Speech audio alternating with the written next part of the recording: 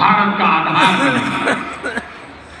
और यही तो है देव से देश और राम से राष्ट्र की चेतना का विस्तार। दूर सुदूर जंगल में, कुटिया में जीवन गुजारने वाली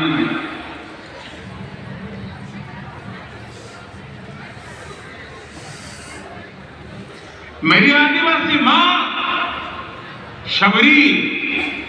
शबरी का ध्यान आते ही अप्रतिम विश्वास जागृत होता है। मां शबरी तो कब से कहते हैं राम आएंगे, राम आएंगे। प्रत्येक भारतीय में जन्मा यही विश्वास समर्थ, सक्षम, भव्य भारत का आधार बनेगा। और यही तो है देव से देश और राम से राष्ट्र की चेतना का विस्तार। हम सब जानते हैं कि निषाद राज की मित्रता सभी बंधनों से परे है। निषाद राज का राम के प्रति सम्मोहन, प्रभु राम का निषाद राज के लिए अपनापन कितना मौलिक है। सब अपने हैं, सभी समान हैं। प्रत्येक भारतीय में अपनत्व की, बंधुत्व की ये भावना समर्थ, सक्षम, भव्य, दिव्य भारत का आधार बनी।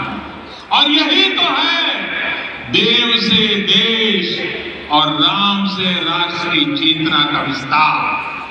साथियों, आज देश में निराशा के लिए रत्ती भर भी स्थान नहीं है। मैं तो बहुत सामान्य हूं, मैं तो बहुत छोटा हूं। अगर कोई ये सोचता है तो उसे गिलहरी के योगदान को याद करना चाहिए। क्या?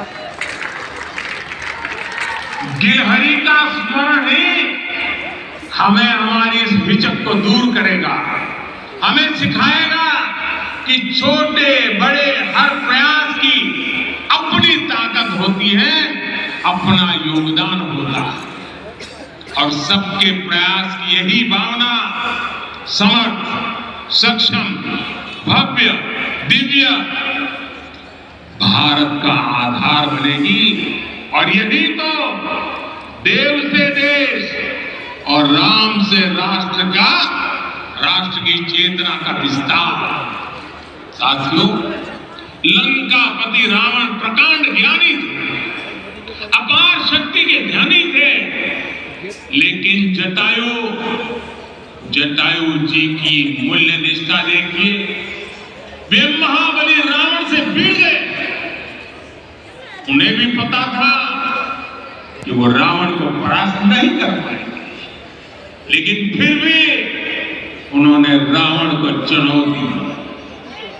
कर्तव्य की यही पराकाष्ठा समर्थ, सक्षम, भव्य, दिव्य भारत का आधार है।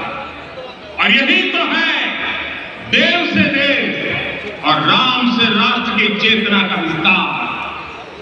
आइए हम संकल्प लें कि राष्ट्र निर्माण के लिए हम अपने जीवन का पल पल लगा देंगे।